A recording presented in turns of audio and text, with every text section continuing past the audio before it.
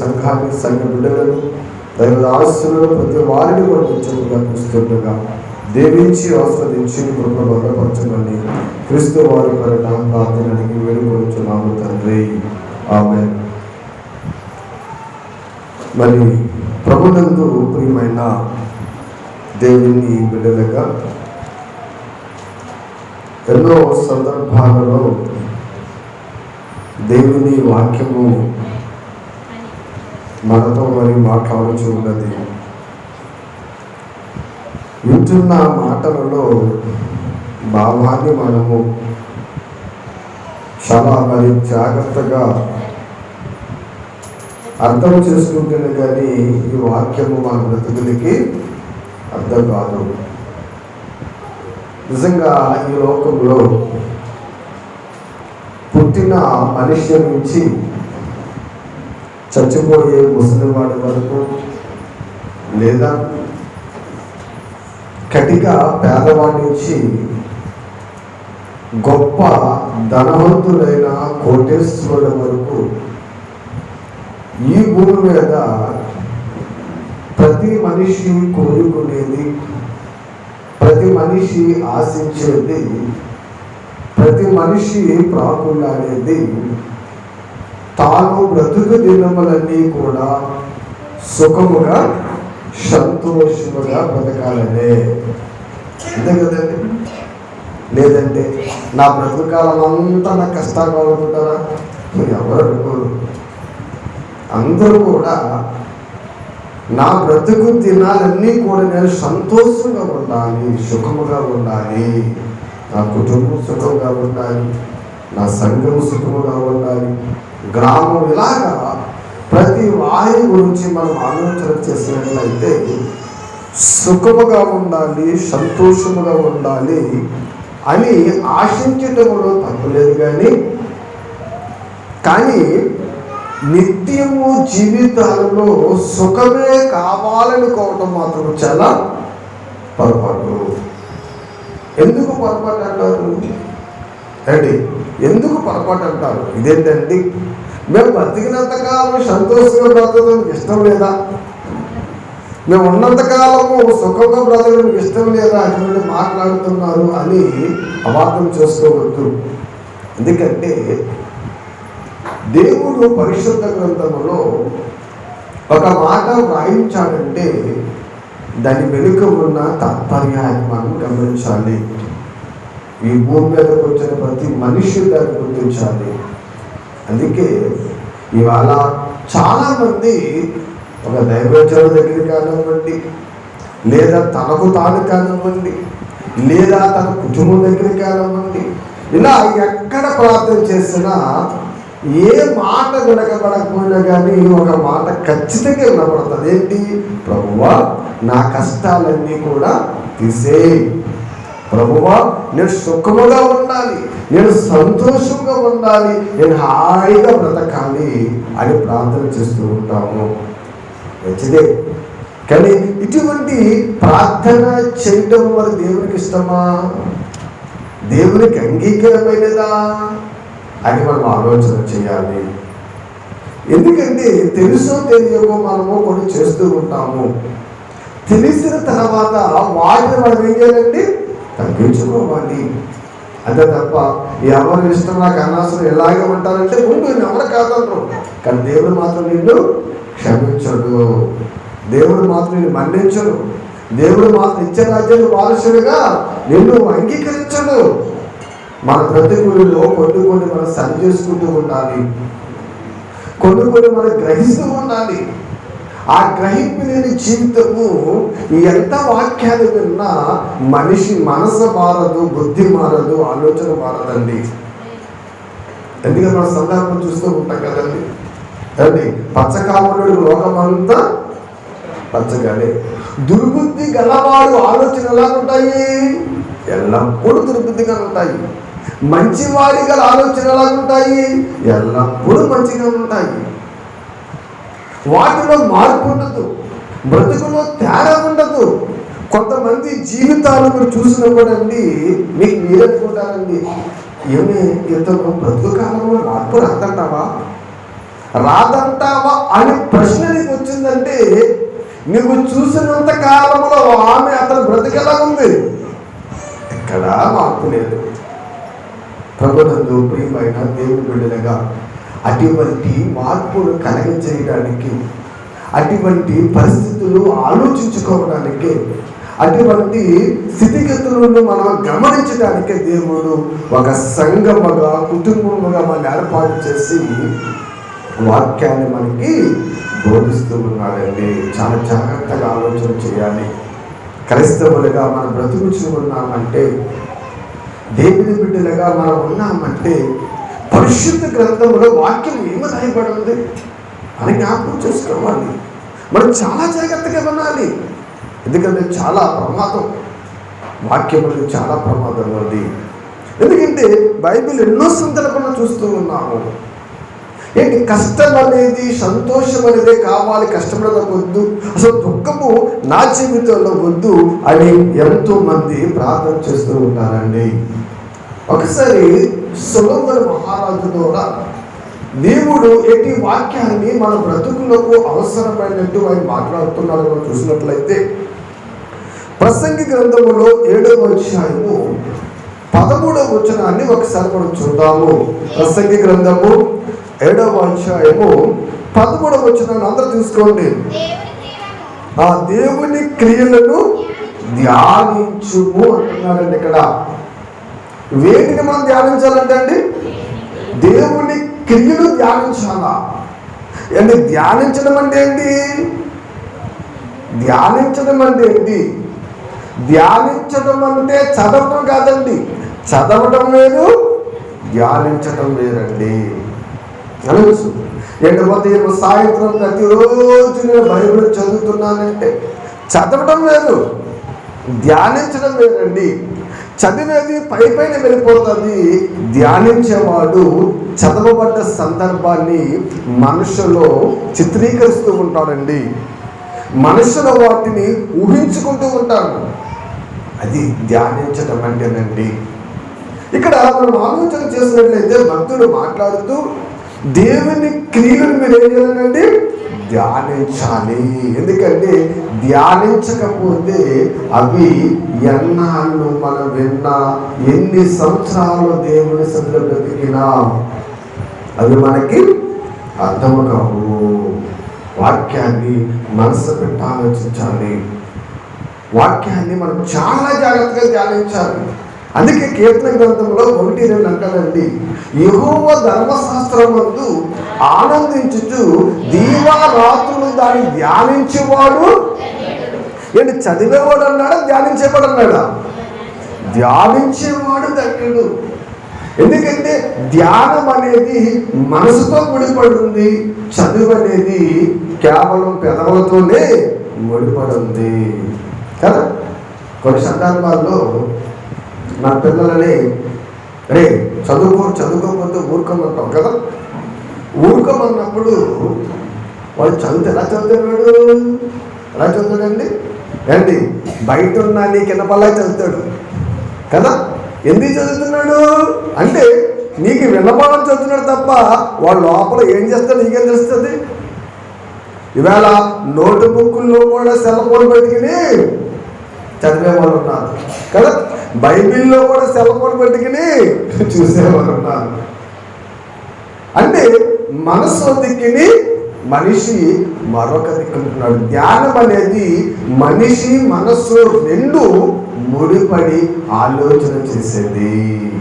అతి ధ్యానము కలిగిన వాడే దేవునిలో ఎదుగుతాడు, దేవునిలో అభివృద్ధి చెందుతాడు, నిత్యరాజ్యానికి భూమి మీద పునాది వేసుకుంటాడు, నిత్యరాజ్యానికి ఒక మార్గాన్ని సిద్ధం చేసుకుంటాడు. అటువంటి ధ్యానం లేని వారు ఎవరైనా ఇసుక మీద కట్టిన ఇంటిని పోలి ఉంటుందండి. చాలా జాగ్రత్తగా ఆలోచన చేయండి. ఎందుకంటే బైబిల్ అనేది ఒక అద్భుతమైన గ్రంథం అని ఎన్నోసార్లు మనం వింటూ ఉన్నాము. కాబట్టి ఇక్కడ ఆయన చెబుతున్న మాటలో మనం ఆలోచన చేసినట్లయితే దేవుని క్రియలు ఏం చేయమండి ఆయనండి అమ్మా, దేవుని క్రియలు మనం ఏం చేయాలండి? ధ్యానించుము అని చెప్పి కింద 14 ఒకసారి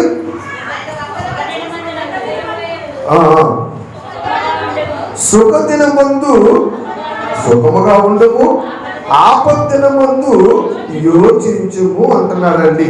ఒకసారి రాద్దాం మనం. ఇక్కడ సుఖదినమందు సుఖముగా ఉండము, ఆపద్దినమందు యోచించమంటే ఆలోచించు.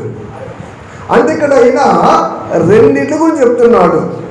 ఒకటేమో సుఖమైన రోజు, సంతోషమైన రోజు. రెండోదేమో కష్టమైన రోజు, దుఃఖమైన రోజు. అంటే మన బ్రతుకులో ఏమున్నాయని చెప్పినట్టయినా సుఖం ఉంది, దుఃఖం ఉంది కదా, సంతోషం ఉంది, దుఃఖం ఉంది కదా, ఆనందం ఉంది, బాధ ఉంది. అయితే ఈ రెండు కూడా నీ బ్రతుకులో ఉన్నవి అని సొలొమోను మహారాజు ద్వారా చెప్తున్నాడు కదా.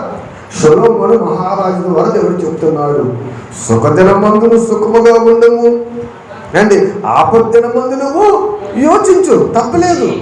మరి దేవుడు ఈ రెండు మన బ్రతుకులో ఉన్నాయి, ఈ రెండు మీరు అనుభవించాలి, ఈ రెండింటిని మీరు అనుభవించాలని చెప్తున్నప్పుడు మరి మన ప్రార్థనలో ప్రభువా దుఃఖ దినము తీసేయని ప్రార్థన చేయుట న్యాయమంటారా? మీరే ప్రశ్న వేసుకోండి. దేవుడేమో రెండు ఉన్నాయని చెబుతున్నప్పుడు ప్రభువా నా బ్రతుకులు అసలు దుఃఖమే ఉండకూడదు, సంతోషమే ఉండాలి అని కోరుకుంటే న్యాయమంటారా?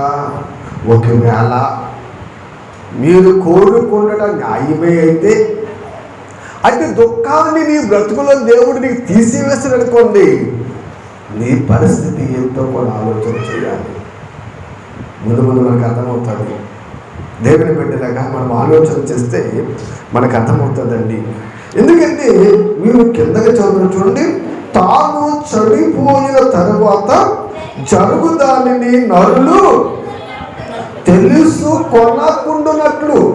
తెలుసుకున్నట్లు కదలగండి. అంటే తాము చనిపోయిన తర్వాత ఏమి జరుగుతాదో నరులు ఏం చేయాలంటండి, తెలుసుకొనకుండున్నట్లంటండి. దేవుడు ఈ సుఖ దుఃఖాలనేది మన బ్రతుకులో అయినా ఏర్పాటు చేస్తాడంటండి.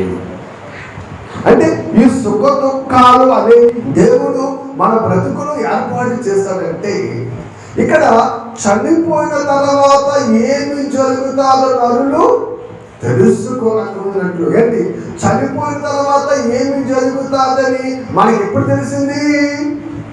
ఎప్పుడు తెలిసిందండి? ఈ ప్రపంచానికి ఎప్పుడు తెలిసింది? పోనీ చెప్పండి. చనిపోయిన తర్వాత ఏమి జరుగుతుందని ఈ ప్రపంచానికి ఎప్పుడు తెలిసింది? రాత్రి అంటారా? కానీ చెప్పండి, మీ వార్త కనపడుతుంది.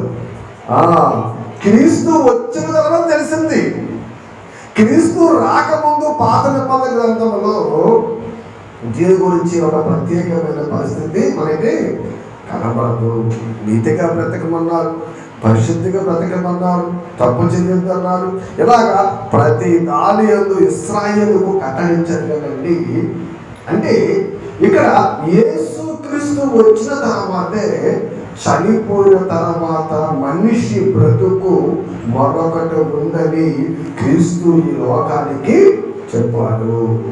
ఆ చెప్పటం ద్వారానే మరణం తర్వాత ఉన్న భయంకరమైన పరిస్థితిని గ్రహించి మనము దేవుని యొద్దకు వచ్చాము.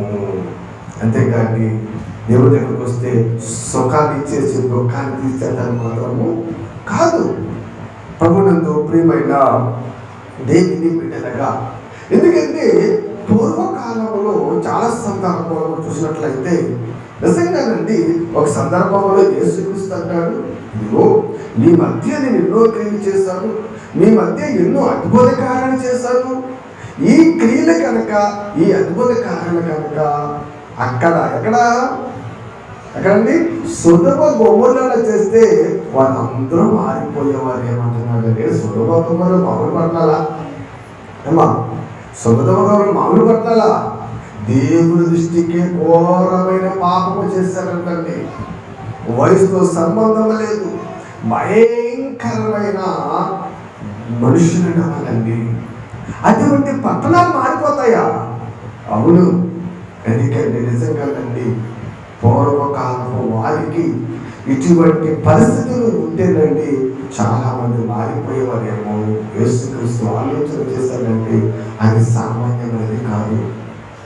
చూడండి, తెలియకుండాన్నట్లు వారున్నా వారికి తెలియబడలేదు. తెలిసిన నీవేం చేస్తున్నావు? జాగ్రత్త పడుతున్నావా? లేదు, జాగ్రత్త లేదు. అందుకే మనం ఆలోచన చేసినట్లయితే ఇక్కడ ఈ సుఖ దుఃఖాలనేవండి మనిషి తన జీవితంలో గుర్తించాలి. ఈ సుఖ దుఃఖాలనేవి మనిషి తన జీవితంలో జ్ఞాపకం చేసుకోవాలి. ఇవి ఎప్పుడు వస్తాయి, ఇవి ఎలా వస్తాయి అని మనం ఆలోచన చేసినట్లయితే మన బ్రతుకు కాలంలో, మన జీవనోపాధిలో కానీ, దేవునిలో బ్రతకటంలో కానీ, మన కుటుంబ పరిస్థితుల్లో కానీ ప్రతి సందర్భంలో ఏదో ఒక విధంగా మనలను వెంటాడుతూనే ఉంటాయి. ఎందుకంటే 2 సమూయేలు గ్రంథంలో మరి రాజు దగ్గర ఉన్న ఒక ప్రధాన యాజకుడి గురించి మనం చూసినట్లయితేనండి, అక్కడ ఒక సందర్భంలో ఆయన మాట్లాడుతూ ఉన్న సందర్భాలు మనం జ్ఞాపకం చేసినట్లయితే 2 సమూయేలు గ్రంథము 19వ అధ్యాయం మనం చూస్తేనండి, అక్కడ మరి 31 నుంచి మనం చదువుకుని వెళ్తే అక్కడ రాజు దగ్గర అంటే బల్జియాను రోగిల నుండి యోర్దాను అద్దరికి వచ్చి రాజుతో కూడా నది దాటారు. రాజుతో ఈయన పేరేంటి? బల్జియా. అంటే ఇతను రాజు దగ్గర చాలా నమ్మకమైన వాడు. రాజు దగ్గర చాలా నమ్మకమైన, అంతే కదండి. ఇతనండి బహు ధనవంతుడు కూడా అంటాడు. ఇతను ఎటువంటి బహుధనవంతుడు అంటున్నాను. ఇతను బహుధనవంతుడైంది. ఆ సైన్యములో, ఆ మహాసభలో ఇతనికి ఒక ప్రత్యేకమైన స్థానాన్ని దేవుడు అతనికి ఇచ్చాడు. తన రాజు అతనికి అక్కడ ఒక ప్రత్యేకమైన స్థానాన్ని ఇచ్చాడు. ఆ సందర్భంలో మరి యెరూషలేము ఈ రాజు వెళ్తున్నప్పుడు, అయ్యా నేను యెరూషలేము వెళ్తున్నాను, మరి నాలో నమ్మకమైన వాడు నీవు, నాలో నమ్మకమైన వాడు నీవు కనుక నీవు కూడా నాతో కూడా రావాలి అన్నాడండి. రావాలన్నాడు. అప్పటికి ఈయన వయసు ఎంత? 80 సంవత్సరాలు అంటున్నప్పటికండి. అప్పటికి ఈయన వయసు ఎంతండి? 80 సంవత్సరాలు. అందుకు ఆయన అంటున్నాడు 35 చూడండి, నేటికి నాకు 80 ఏండ్లయ్యను, సుఖ దుఃఖములకున్న భేదము నేను గుర్తింపగలనా అంటున్నాడండి. ఇక్కడండి ఏంటి 80 సంవత్సరాల వయసు వచ్చింది దీనికి. 80 సంవత్సరాల వయసు వచ్చినప్పుడు ఈయనండి సుఖ దుఃఖాలకున్న తేడాలు, వ్యత్యాసాలు గుర్తించగలరా అంటున్నాడంటే ఇది తెలుసుకోలేదంటారా? ఆలోచన చేయాలి ఒకసారి. ఎందుకంటే సుఖం అనేది మన బ్రతుకులు ఎందుకు వస్తుంది, దుఃఖం అనేది మన బ్రతుకులు ఎందుకు వస్తుందో మనం ఆలోచించాలి. వాటిని మనం తెలుసుకోవాలి. అంతే తప్ప దుఃఖం వచ్చిందని నువ్వు కురుగుపోయడము, సంతోషం వచ్చిందని మొలక శక్తి ఎక్కేయడం కాదండి. అండి చాలా జాగ్రత్తగా మనం ఉండాలి. ఇక్కడ అంటున్నాడండి, నా వయసు 80 సంవత్సరాలు అయిపోయింది, నా వయసు 80 సంవత్సరాలు అయిపోయింది. అంటే ఇప్పుడు 80 సంవత్సరాల ముసలివాడికి ఎలా ఉంటుంది? కుటుంబం కోసం చింత ఉంటుందా? సంపాదన మీద వ్యామోహం ఉంటుందా? ఏమండి? లేదా కుటుంబంలో బాధలు ఉంటాయా? ఏమి ఉండవు. ఎందుకని వాళ్ళ వయసు అయిపోయింది, వాళ్ళు పక్కకి వెళ్ళిపోయారు. ఇప్పుడు వాళ్ళు రెస్ట్ తీసుకుంటున్నారు. బాధ్యత వాళ్ళ పిల్లలకి ఇచ్చారు. ఇప్పుడు బాధ్యత అంతా ఏంది అని పెద్దలు అంటూ ఉంటారు. ఏంటి చాలా మంది ఏంటి మా బాధ్యత అంతా మా అబ్బాయికి అప్పచెప్పేసానండి, నేను ఒక మూలకు వచ్చింది, నేను అలాగే దేవుడిని నేను స్తుతించుకుంటున్నాను అంటారు. మంచిది. అంటే ఇక్కడ వీరికి ఉన్నంత భారము వీరికి ఉండదు. అంటే ఇప్పుడు ఈ సుఖ దుఃఖాలు అనేవి సాధారణంగా, ఈ కష్టాలు అనేవి ఎక్కడొస్తాయి అంటే నడి వయస్సులో ఎక్కువగా మనలో అవి వెంటాడుతూ ఉంటాయి. అలాగే పిల్లలకు ఉంటాయా? మన పిల్లలకి ఏం తెలుసు అండి? మన కష్టం ఏం తెలుసు వాళ్ళకి? మనం పెడితే తింటారు, చదువుకుంటారు, అది లేదు ఇది లేదని అల్లరి చేస్తారు. కానీ అసలు దగ్గర ఉందో లేదో ఆలోచించేవారు ఎంతమంది ఉంటారు? ఆలోచించేవారు ఎంతమంది ఉంటారు? ఆలోచించారు దేవుని బిడ్డలుగా. అమ్మది కొనలేదు, నానిది కొనలేదు, ఇలాగంటూ ఉంటారు. కానీ అది కొన స్తోమత ఉందో లేదో అది ఎవరో తెలుస్తుంది? తల్లిదండ్రులుగా, భార్య భర్తలుగా మీకు తెలుస్తుంది. అప్పుడు మీరు బాధ అనిపిస్తూ ఉంటారు, మీరు దుఃఖాన్ని అనిపిస్తూ ఉంటారు, ఏంటి మీరు మనోవ్యాధిని కలిగి ఉంటారు. అంటే ఇప్పుడు ఈ సుఖ దుఃఖాలు అనేవి మన బ్రతుకులు ఎక్కువగా ఎప్పుడు వస్తాయి అంటేనండి, ఏంటి నడి వయసుకి నుంచి వృద్ధాప్యానికి ముందు మన బ్రతుకులు ఇవి ఎక్కువగా ఉంటాయి. పిల్లలకు ఉండవు, ముసలి వారికి పత్తి ఉండదు. ఎందుకంటే వాళ్ళ మధ్యమాలకు వచ్చేది, కొంతమంది కళ్ళు కనపడదు, ఇంకేమీ తెలియదు. ఇంకా వాళ్ళు నా పని అయిపోతారు అన్ని చూసుకున్నట్టు ఉంటారు. ఇంకా మరి ఏంటండి, అయ్యా నాకు 2 సంవత్సరాలు వచ్చేసి ఇంకా సుఖ దుఃఖాలు నేను గుర్తించగలనా? అటువంటి పరిస్థితి నాకు ఉందా? నేను నీ కూడా నేను రాలేనయ్యా. ఒక ఆయన తీసుకెళ్ళమని చెప్తున్నాడు. అయితే ఆ సందర్భం కాదు, కానీ ఇక్కడ అంటే కష్టపడేది, సుఖపడేది ఎక్కువగా ఏ వయస్సు కూడా వస్తుందో మనం ఆలోచన చేస్తుంటే నడి వయసుగా వారికి ఎక్కువ ఇది ఉంటుంది. కాబట్టి ఆ వయసే దేవుడు చాలా భద్రంగా మనము కాపాడుకోవాలి. చాలా మంది చెప్తూ ఉంటారు కదండి, ఏంటి ఎవరి దశలో రాని దేవుని దగ్గరికి, నడి వయసులో రాని దేవుని దగ్గరికి ఏంటి, పిల్లలకి పెళ్ళిళ్ళు అన్నీ చేసేసిన తర్వాత, పల్లెడు పోయిన తర్వాత, 3వ కాళ్ళు వచ్చిన తర్వాత, 4 కాళ్ళు వచ్చిన తర్వాత చాలా మంది దగ్గరికి వస్తూ ఉంటారు. ఎందుకని అప్పుడైతే శ్రమ ఇంకా ఉండదు. కానీ దేవుడు ఎప్పుడు కోరుకుంటున్నాడు? ఎవరికండి కాళ్ళు ఎప్పుడు ఎత్తుకోవాలండి? ఎవరి కాలంలో కాళ్ళు ఎత్తుకోవాలి. వృద్ధాప్యం ఇంకేమవుతావు నువ్వు? ఇప్పుడు ఏమన్నాడు ఈ బెల్జీ ఏమంటున్నాడు? అయ్యా ఇంక నేను మొయ్యలేను, నా వయసు 80 వచ్చేస్తుంది, కాళ్ళు ఎక్కడ మైగొంది నేను, నా వల్ల అవ్వదు. అందుకేనండి వయసు ఉండగానే దేవుడిలో మనం బ్రతకాలి, దేవుడి కొరకు మనం జీవించాలి. సుఖ దుఃఖాలతో మనం పోటీ పడి లోకములు ఆయన మనం ఉన్నటువంటి పరుగు పందెములు ఓపికతో నడవాలి. అసలు ఈ సుఖ దుఃఖాలు అనేవి మన బ్రతుకులు ఎందుకు రావాలి, ఎందుకు కావాలి, మీరు ఎందుకు అని మనం ఆలోచన చేసినట్లయితే చక్కటి ప్రత్యుత్తరాన్ని యోబు గారు మనకి మాట్లాడుతూ ఉన్నారు. చూడగలిసి యోబు గ్రంథంలో ఒక చక్కటి మాట మనం చూస్తేనండి, అసలు ఈ కష్టం అనేది మనకు ఉండాలి వద్దా? ఈ కష్టం అనేది మనకు ఉండడం వల్ల లాభం ఏమిటి? ఈ కష్టం లేకపోతే మనకు వచ్చే నష్టం ఏమిటి? దేవా నా బ్రతుకులో కష్టం వద్దు, సుఖమే కావాలని కోరుకుంటున్నప్పుడు అసలు ఆ కష్టం లేకపోతే అసలు మనం ఎలాగైపోతామో ఒకసారి ఆలోచన చేసినట్లయితే యోబు గ్రంథంలో 23వ అధ్యాయంలో 8వ వచనం నుండి ఒకసారి మనం చూస్తేనండి, ఆయన మాట్లాడుతూ నేను తూర్పు దిశకు వెళ్ళినాను, ఆయన చూడలేడు, పరమ దిశకు వెళ్ళినాడు, ఆయన చూడలేడు, ఆయన పనులు జరిగించు, ఉత్తర దిశకు పోయినాడు, ఆయన కనపడలేదు, దక్షిణ దిశకు ఆయన ముఖము తిప్పుకొని ఉన్నాడు, నేను ఆయనను కనుగొనలేను అంటున్నాడండి.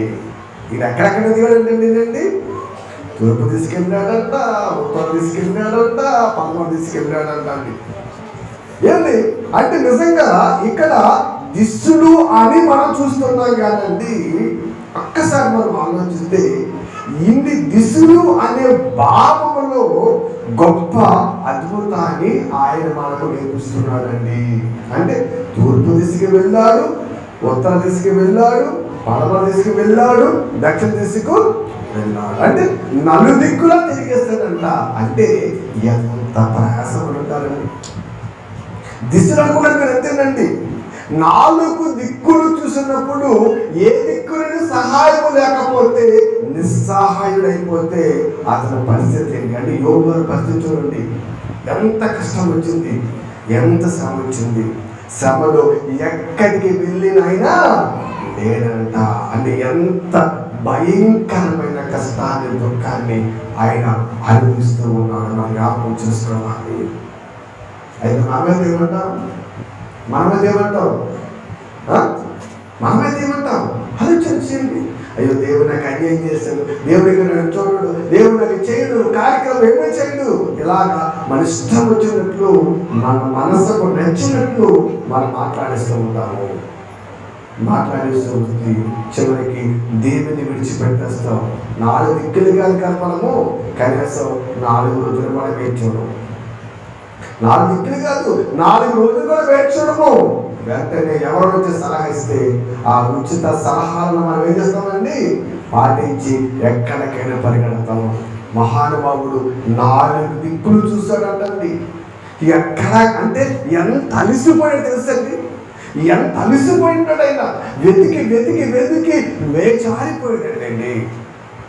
కానీ దేవుడు ఏమన్నాడండి, కనబడలేదు. అప్పుడు అర్థమైందండి, ఓహో ఎన్ని దిక్కులు చూసినా దేవుడు నాకు కనబడలేదంటే, ఎన్ని దిక్కులు చూసినా ఆయన నాకు ప్రత్యుత్తరం ఇవ్వలేదంటే, ఇన్ని దిక్కులు చూసినా ఈ శ్రమ నా నుండి విడిచిపోవలేదంటే, ఇన్ని దిక్కులు చూసినా ఈ దుఃఖం నాలో ఇంకా మరింత దుఃఖాన్ని కలిగిస్తూ ఉందంటే, అప్పుడు వచ్చింది సొలొమోను చెప్పిన ఏమనండి, ఆపద దినమందు ఆలోచించు. అప్పుడు వచ్చింది దానికండి, ఓహో ఇందులో ఏదో గొప్ప భాగ్యాన్ని దేవుడు నా కోసం దాచాడేమో, ఈ కష్టం వెనుక ఏదో గొప్ప మరి పరిస్థితి దేవుడు నాకు ఉంచాడేమో అని ఈ మహానుభావుడు ఆలోచించి చూడండి ఏమన్నాడంటే, మరి కిందకి చూడలేదా, నేను నడుచు మార్గమును ఆయన నాకు తెలియను, ఆయనకు తెలియను, ఆయన నన్ను శోధించిన తర్వాత నేను సువర్ణము వల్లే కనబడుతున్నాడండి. అంటే 4 దిక్కులు చూసి విసిగి వేసారిపోయినా అండి, వాక్యం 4 దిక్కులు చూసి ఎదికి ఎదికి వేసారిపోయినా 5వ దిక్కులు ఎదుర్కోలేదండి. అప్పుడు అర్థమైంది దీనికి, ఏంటి నేను ఎలా నడిచాను, నేను ఎలా బ్రతికాను, నా బ్రతికేంటో, నా జీవితం నాకు తెలుసు కదా. తెలిసిన ఆయన మౌనంగా ఉన్నాడంటే, ఏ కష్టం నాకు వచ్చిందంటే ఏదో ఒకటి ఆయన చేయబోతున్నాడని యోబు గారి మైండ్కు వెలిగింది. ప్రభునందు ప్రియుల దేవుని బిడ్డలుగా యోబు గారి మైండ్కి వెలిగింది. అప్పుడు అన్నాడు చూడండి, ఇంతకీ ఈ శోధన ఎందుకు వచ్చింది నాకు, శోధించబడిన తర్వాత నేను సువర్ణము వలె కనబడుతుందండి. శోధింపబడిన తర్వాత సువర్ణం వలె కనబడడం ఏంటి? సువర్ణం అంటే సూర్యకాంతం కదా, సువర్ణం అంటే బంగారము. అంటే ఇప్పుడు బంగారము కొట్టులో మనకి ఎలా కనబడుతుంది, తలతల కనబడుతుంది. మన ఇంటి మీద ఎలా కనబడుతుంది, మట్టి మట్టి కనబడుతుంది కదా. మన ఇంటి మీద మట్టి మట్టిగా ఉంటుంది, కొట్టులోనేమో తలతలలు. ఎందుకని ఆ కొట్టులో ఉన్న బంగారము కొలుములోకి వెళ్ళి కాల్చబడి మెరుగు పెట్టబడింది కాబట్టి అది మనకు చాలా కంటికి నింపుగా ఉంటుంది. ఇదే మనం వేస్తున్నాం కదా, మనం ఏమైనా బంగారం చేయబడ్డామా? మన దేహం ఏదో చేయబడింది, మట్టితో చేయబడింది. ఈ మట్టి దానికంటికి లోకంలో ఉన్నంత దుమ్ము దులితేరి ఇది భ్రష్టు పట్టిపోతుంది. అంటే ఇప్పుడు బంగారము సువర్ణము చక్కగా కనపడాలంటే కొలుములోకి వెళ్ళి కాల్చబడాలి కదా. బంగారం కొలుములోకి వెళ్ళి కాల్చబడితేనే కానీ దాని అసలు రూపం మనకి తెలియదు, దగ మెరిసే రూపం తెలియదు కదా. మరి క్రైస్తవుడిగా నీవు దేవునికి గొప్పవాడు కనబడి నువ్వేం చేయాలి, శ్రమలు అనే కొలుములు నువ్వేం చేయాలండి, కాల్చబడాలి. అది అర్థమైంది యోబు గారికి. 4 దిక్కులే చూస్తున్నా ఎందుకైనా కనబడుతుంది అనుకున్నారు. ఓహో సువర్ణము ఏ రీతిగా అయితే కనబడుతుందో నేను కూడా ఈ శ్రమల తర్వాత, ఈ దుఃఖాల తర్వాత, ఈ బాధల తర్వాత నా దేవుడికి నేను కూడా గొప్పగా కనబడుతున్నట్టున్నాడండి. అంటే ఇప్పుడు ఆలోచించండి, అంటే ఇప్పుడు సువర్ణము అగ్నిలో కాల్చబడాలి, క్రైస్తవుడేమో శ్రమల చేత కాల్చబడాలి. సువర్ణ బంగారం అగ్నిలో కాల్చబడాలి, క్రైస్తవుడేమో శ్రమల చేత కాల్చబడాలి. శ్రమలు అంటే ఏంటి? నిందలు, అవమానాలు, బాధలు, రోగాలు అన్నీనండి. ఎన్ని వస్తా తెలుసండి, చాలా వస్తాయి. వాటినే శ్రమలు అంటారండి. అంతే తప్ప ఎవరో వచ్చింది కొట్టింది శ్రమ కాదండి. నింద కూడా శ్రమే, చిన్న మాట కూడా ప్రతిదీ శ్రమేనండి. ఆ శ్రమల కొలిమిలో క్రైస్తవులు కాల్చబడాలి. కాల్చబడిన తర్వాత ఇతడు దేవునికి సువర్ణం అనే కనబడతాడు కదా.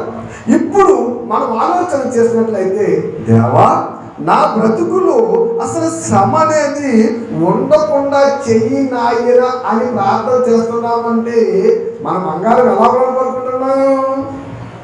మన బంగారం ఎలా పడుకుంటున్నాం? మట్టితో మనం కోరుకుంటున్నాం కదా. అంతే కదండి. ఇప్పుడు మెరుగు పెట్టిన బంగారానికి, మస్టు పట్టిన బంగారానికి రెండు పక్క పక్కన రాసినందుకు ఏది కనబడుతుంది? మెరుగు పెట్టిన బంగారం కనబడుతుంది. శ్రమలు వద్దు, తీసే నాన్న అని ఎప్పుడు కూడా దయచేసి ప్రార్థన చేయండి, ఎప్పుడు కూడా చేయకండి.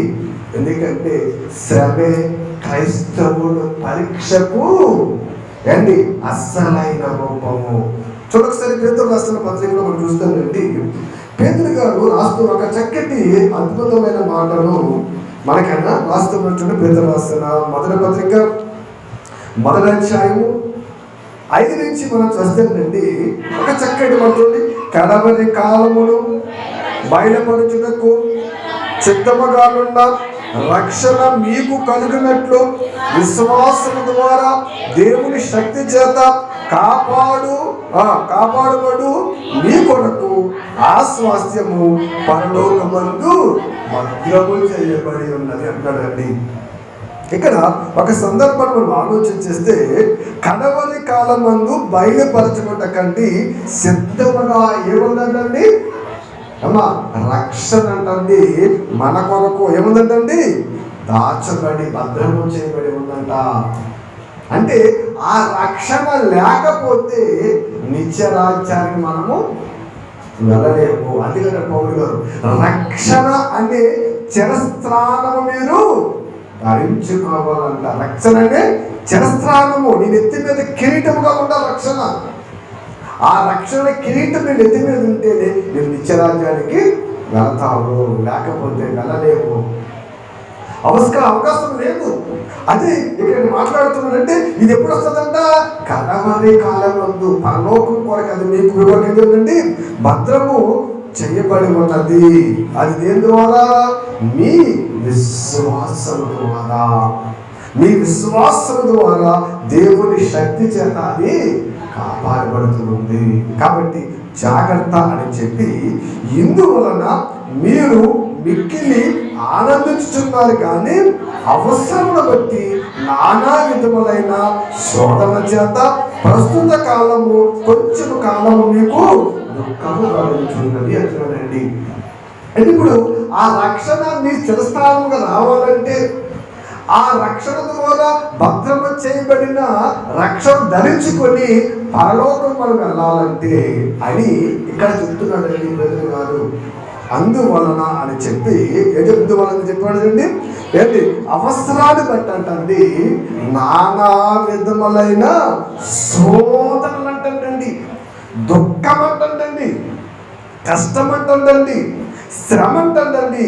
ఇవన్నీ కూడా అంటండి మనం ఏం చేయాలంటే అమ్మా ఏం చేయాలంటే ఇన్ని కూడా మనకి కలుగుతున్నారంట, వస్తూ ఉన్నారంట. ఇవన్నిటి కూడా మనం భరించాలంట, వీటన్నిటి కూడా మనం ధరించాలంటండి, వీటన్నిటి కూడా మనం ఓర్చుకోవాలంట. ఎందుకు వస్తున్నాయి శ్రమలు? అసలే దేవుని దగ్గరికి ఇవాళ 190 మందిని అడిగితే ఏం చెప్తా తెలుసండి? అమ్మా నువ్వు దేవుని దగ్గరికి ఎందుకు వచ్చామని అడిగితే 190 మంది ఏం చెప్తా తెలుసండి? ఏమండి, ఈ దేవుడిని నమ్ముకుంటే ఏ కష్టాలు ఉండవండి కదా. ఏ దేవుడి దగ్గరికి వెళ్ళి అలా మారుతారు? అసలు దేవుడి దగ్గరికి ఎందుకు వెళ్తారు? ఏ కష్టాలు ఉండకూడదు. కష్టాలు పోవాలి, శ్రమలు పోవాలి, ఇబ్బందులు పోవాలి. ఇలాగా ప్రతి మనిషి ఆలోచించి దేవుడిని నమ్ముతూ ఉంటాడండి. కానీ ఇక్కడ ఏమంటున్నాడు, అయ్యా నానా విధములు, అందులో అది ఇదని లేదు, వారి వీరని లేదు. నిజంగా అన్ని రకాలుగా వస్తూ ఉంటాయి శ్రమలు, శోధనలు, ఇవన్నీ కూడా. అందుకు మీరు ఏం చేద్దారండి, దుఃఖపడుచున్నారని చెప్పి కింద చూడండి, నశించిపోవు సువర్ణము అగ్ని పరీక్ష వలన శుద్ధపరచబడుచున్నది కదా, వారిని దానికంటే అమూల్యమైన నీ విశ్వాసము ఈ శోధన చేత పరీక్షకు నిలిచినదై అంటున్నాడు ఇక్కడ అండి.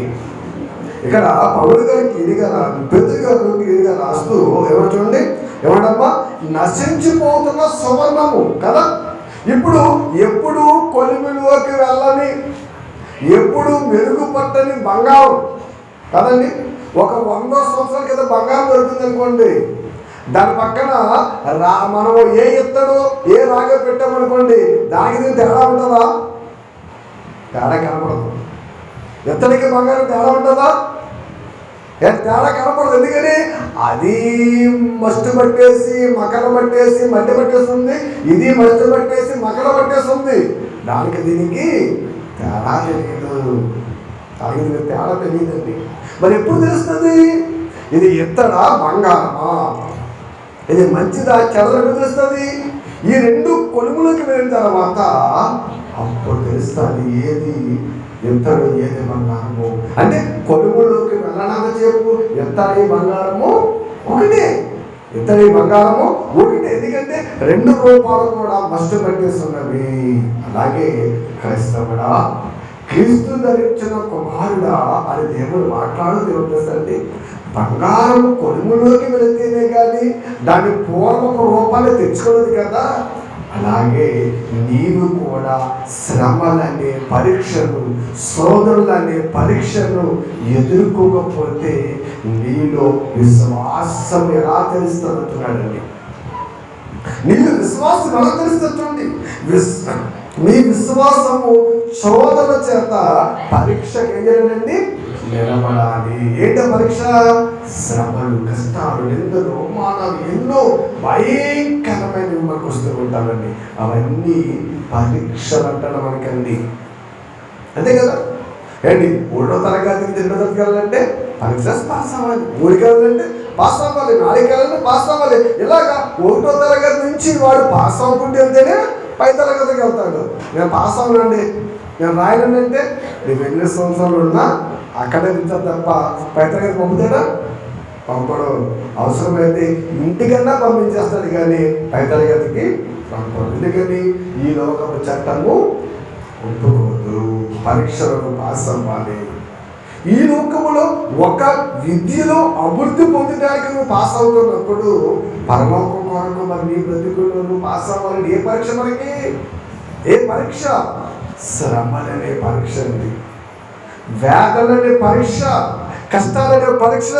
ఈ పరీక్షలలో మనము పాస్ అవ్వాలి. అందుకే బ్రతుకులు అంటున్నాడు, అయ్యా ఇది నీకు పరీక్ష, ఈ పరీక్షలో పాస్ అవ్వాలి.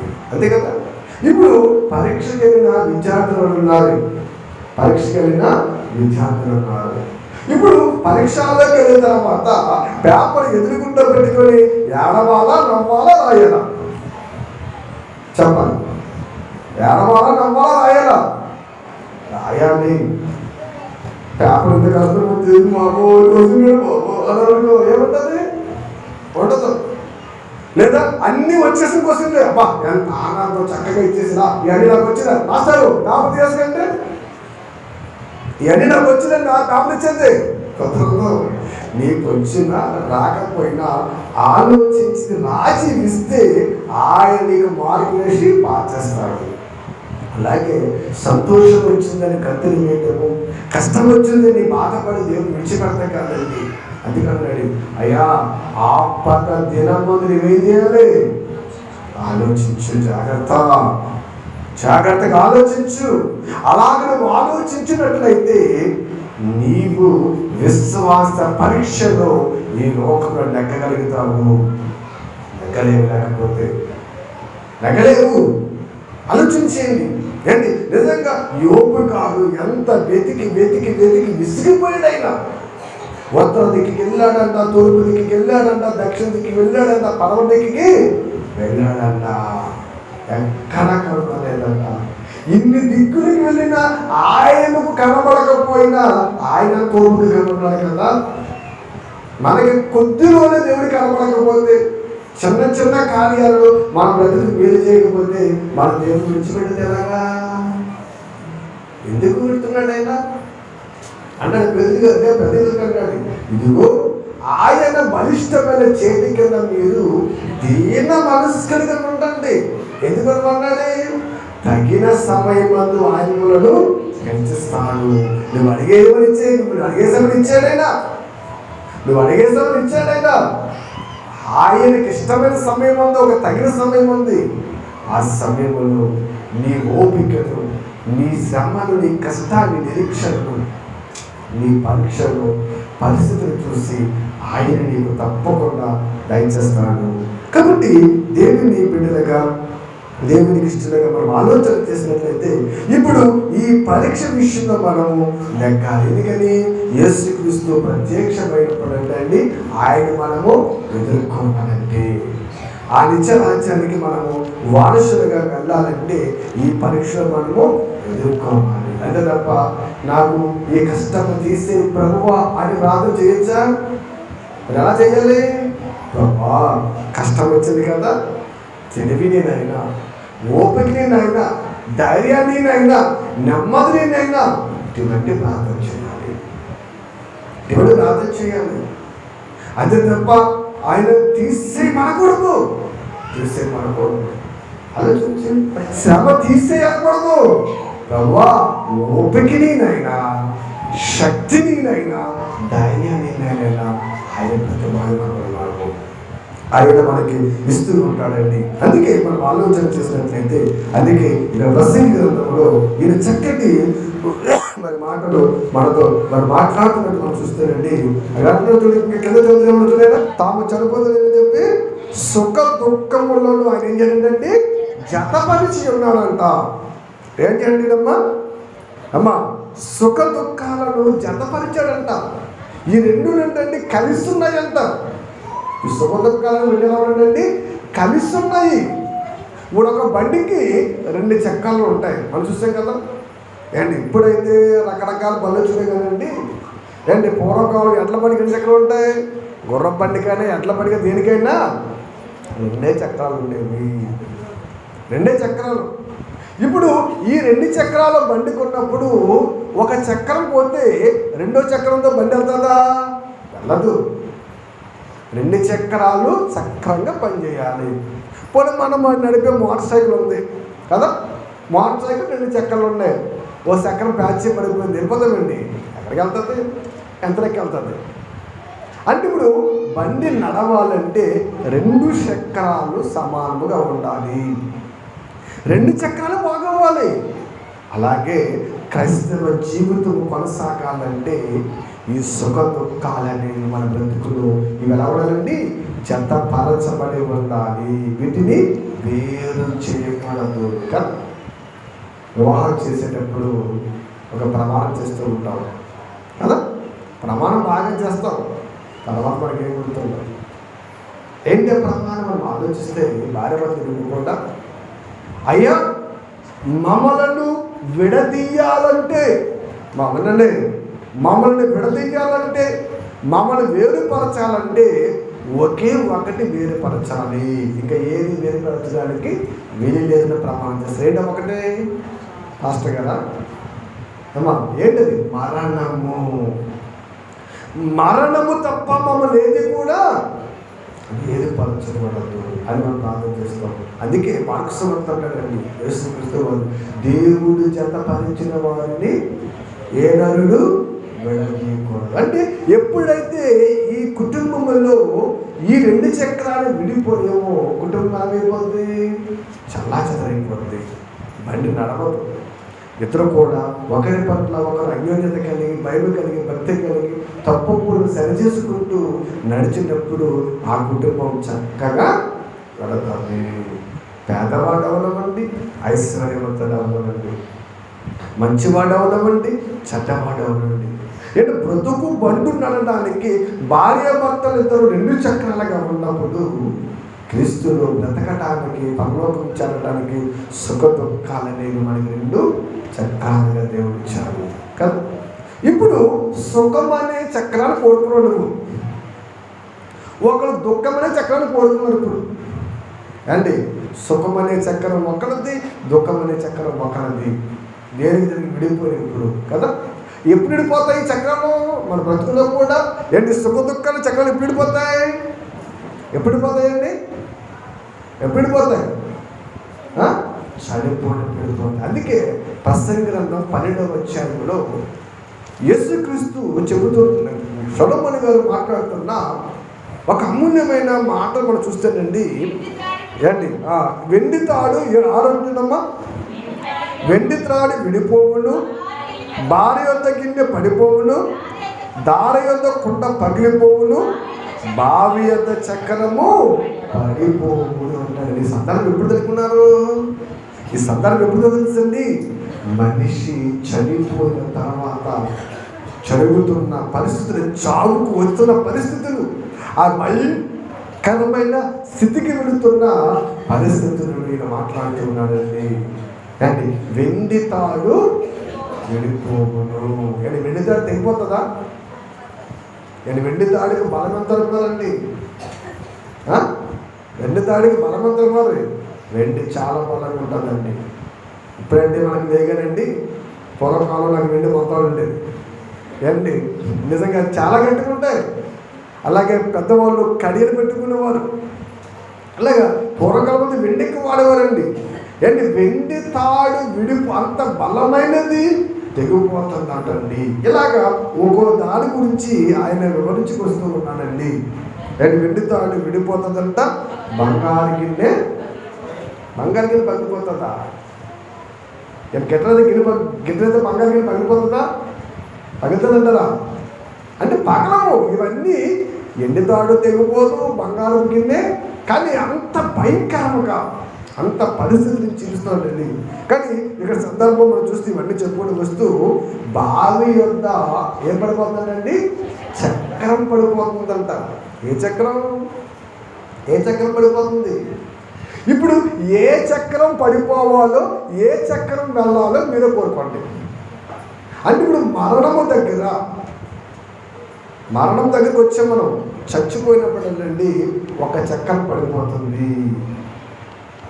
ఇప్పుడు సుఖమే కావాలనుకున్నాం కదా, సుఖమే కావాలనుకున్నాం. దేవుడు సుఖమే ఇచ్చాడు నీకు. ఇప్పుడు ఏ చక్రాన్ని విడిచిపెట్టేసి ఇక్కడ దుఃఖం అనే చక్రాన్ని విడిచిపెట్టేస్తాం కదా. ఇప్పుడు సుఖపడిన చక్రం ఎక్కడికి వెళ్ళాలి?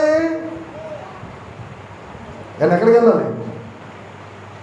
అబ్రాహాము అంటున్నాడు, ధనవంతుడు, అయ్యా అసలు ఇక్కడికి ఎందుకు వచ్చేసాను నాకేం అర్థం కావట్లేదు, అలా ఇక్కడికి ఎందుకు వచ్చాను అసలు నాకేం అర్థం కావట్లేదు అయ్యా అన్నప్పుడు అంటున్నాడు, నా కుమారుడా, నీ జీవిత కాలం అంతయు నీవు సుఖాన్ని అనుభవించావు, దుఃఖాన్ని విడిచిపెట్టేసావు, సుఖమనే చక్రం ఎక్కావు.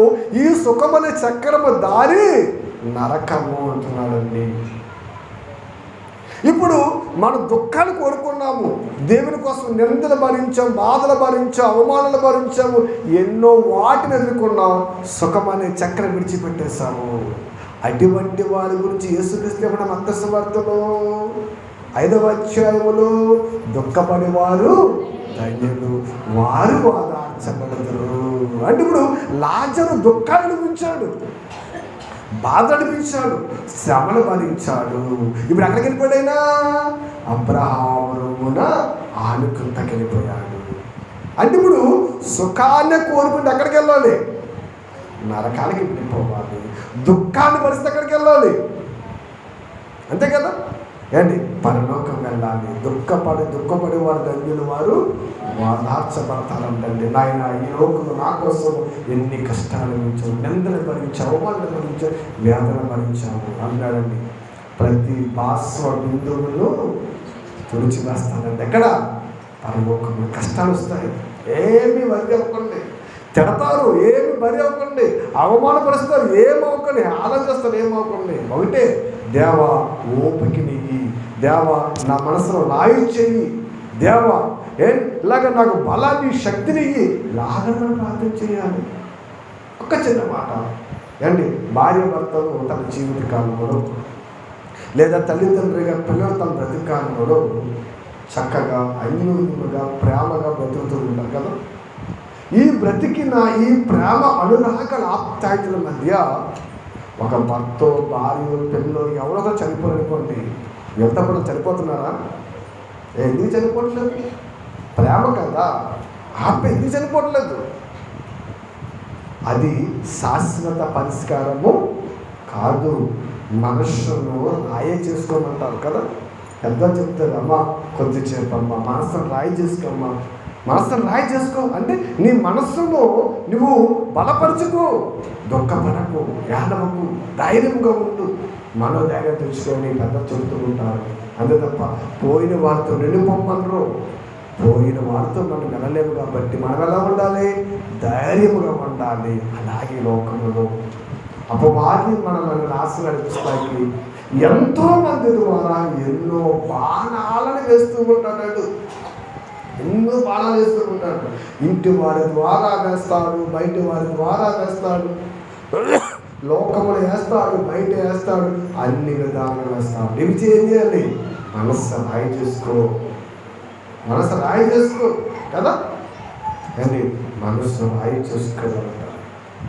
దేవుని బిడ్డలుగా మనం ఆలోచన చేసినట్లయితే అలాగా మనం బ్రతకలిగినట్లండి లోకములు క్రైస్తవ జీవితం అండి చాలా చక్కగా మనకు కనపడతాడు, చాలా చక్కగా మనకు కనపడుతుంది. చక్కగా మనం నడవడం అందరూ కిందట పైనట్ట నాది అనుకున్న పడుకోండి, దేవుళ్ళు మనము ముందుకు వెళ్ళలేము. చాలా జాగ్రత్తగా ఉండాలి. అందుకే ఆయన అక్కడ మాట్లాడుతూ చూడండి, సుఖ దుఃఖాలు ఏంటండి చక్రాలుగా చేశాడు. ఈ చక్రం ఎప్పుడు విడిపోవాలి? చచ్చిపోయిన తర్వాత బాహువ్యాధి చక్రము పడిపోవాలి. పడిపోయేటప్పుడు ఏ చక్రం విడిచిపెట్టి ఎక్కడికి వెళ్ళాలని ఆలోచన చేసుకో. సుఖం అనే చక్రంలో బ్రతికేవా? దుఃఖాన్ని ఇష్టపడలేదా? దుఃఖం వద్దన్నావా? ధనవంతుడు లేక వెళ్ళిపోతావు. కష్టాలు భరించావా? బాధలు భరించావా? లాజరు లేక అబ్రహాము రొమ్మును ఆదుకుంటావు. ఆలోచన చేయండి. యేసుక్రీస్తు చెప్తాడు, ఎన్నో సందర్భాలు చెప్పాం, క్రైస్తవుడైనందుకు బాధను అనుభవించని వాక్యం చెప్తుంది. క్రీస్తును ధరించిన ప్రతి వారి హింస పొందాలని చెప్తుంది వాక్యము. వాక్యాలు బాగానే వింటాము, కానీ మన దానికి వచ్చేటప్పటికి అమ్మో అస్సలే వాక్యము గుడి వరకే పరిమితము, మనం మాత్రం లోకానికి పరిమితము. కానీ వాక్యము గుడి వరకు కదండి, జీవిత కాలం మనతో ఉండాలి, మనలో ఉండాలి, మనలో పరిగణించాలి. ఎందుకంటే వాక్యం ఉంటేనే మనల్ని సరైన మార్గంలో పెడతారు. వాక్యం ఉంటే మన బ్రతుకు చక్రంగా నడిపిస్తుంది. వాక్యం లేకపోతే మనం నడవలేము. ఆలోచన చేయండి. ఇప్పుడు సుఖ దుఃఖాలు అనేవి మన బ్రతుకులో ఉండాలా వద్దా? అమ్మా ఉండాలి వద్దా? ఉండాలి. ఇన్ని మాటలు విన్నాక కూడా, ఎంత వాక్యం విన్నా కూడా, ప్రభువా ఈ దుఃఖాలు తీసేది ప్రార్థన చేసామనుకో, నేను యేసుక్రీస్తు వచ్చినా మార్చదు కదా. కొంతమంది ఉంటారండి నిజంగా, వాళ్ళకి ఎన్ని చెప్పినా మారరు. నేను చాలా సందర్భం ఉంటాను, సాక్షాత్తు యేసుక్రీస్తు చెప్పిన వెళ్ళను మారరు. ఎందుకని? అసలు విన్న మాట మైండ్ని పెట్టరు. ఎందుకు చెప్తున్నారని కూడా ఆలోచన చేయరు. తమ నడవడిక వాళ్ళదే కానీ అసలు ఎందుకని ఆలోచన చేయరు. కానీ మనం అలా ఉండకూడదు. అని ప్రయాసం ఎందుకు? మన కష్టం ఎందుకు? ఈ 2 గంటలు ఎందుకు? ఓపికతో సకలముతో చక్కగా కూర్చుని మనం విన్నాము. ఏదో కాలక్షేపానికి దేవుడు ఆశీర్వదించి వెళ్ళిపోతాడు కదండి. ఈ 2 గంటలు 2000 గంటలుగా మనకు బహుమానంగా వచ్చి ఆ నిత్యరాజ్యానికి మనము వెళ్ళాలి. అది మన ప్రయాసం, అది మన పరుగు, అది మన విధి. అంతే తప్ప ఈ లోకంలో ఏదో బ్రతికేద్దాం, ఉన్నంతకాలం జీవించేద్దాం, ఇది మాత్రం కాదు. ప్రభునందు ప్రియమైన దేవుని బిడ్డలుగా ఆలోచన చేయండి. ఈ సుఖ దుఃఖాలు అనేవి మన బ్రతుకులు రెండు ఉండాలి. ఎందుకంటే దేవుడు ఎల్లకాలము నేను దుఃఖంగా ఉంచడు.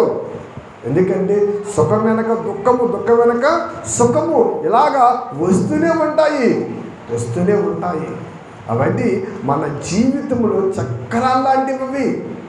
ఈ చక్రాల గురించి ఎహెజ్కేలు చక్కగా రాస్తాడండి. జీవిత చక్రం గురించి, వీటి గురించి చెప్పండి. ఎహెజ్కేలు గ్రంథంలో దీని గురించి బాగా ఎక్కువ రాస్తాడు ఎహెజ్కేలు గ్రంథంలోనండి. జీవిత చక్రం అని జంతువుల చక్రాలు, ఈ ప్రకృతి చక్రం కింద రాస్తూ ఉంటాడండి. ఎప్పుడు కూడా మన బ్రతుకులు తిరుగుతూనే ఉంటాయి. ఎందుకు ఈ మాటలో మనం జ్ఞాపకం చేసుకుంటున్నామంటే, కష్టం వచ్చినప్పుడు మనం ఏమకూడదండి, కృంగిపోకూడదు. మనల్ని మనమే ధైర్యపరచుకోవాలి. మన వారిని మనమే బలపరచాలి. మన వారిని మనమే ఓదార్చాలి. మన వారిని మనమే ధైర్యపరచాలి. అంతే తప్ప మరొక మాట అని వారిని మనం కృంగతీయకూడదండి. అలా కృంగతీస్తే అది క్రైస్తవ లక్షణమే కాదు. నిజంగా చాలామంది అండి మనం ఆలోచన చేసిన లోకంలో నిజంగానండి భయంకరమైన మాటలు మాట్లాడుతూ ఉంటారండి. భయంకరంగా హేళన చేస్తూ ఉంటారు, భయంకరంగా అవమానపరుస్తూ ఉంటారు, భయంకరమైన మాటలు మాట్లాడుతూ ఉంటారు. క్రీస్తును ధరించిన వాడిగా ఎవరైనా చేతనైతే నేను చేయగాని కీడు చేయొద్దు. అందుకేనండి మంచి చేసిన మన మీదకి వస్తారు, చెడు చేసిన మన మీదకి వస్తారు. ఏమొచ్చినా మనం మాత్రము దేవుడి దగ్గర మనం ఆకరించి ప్రార్థన చేయాలి. ప్రార్థన చేసుకుంటాం.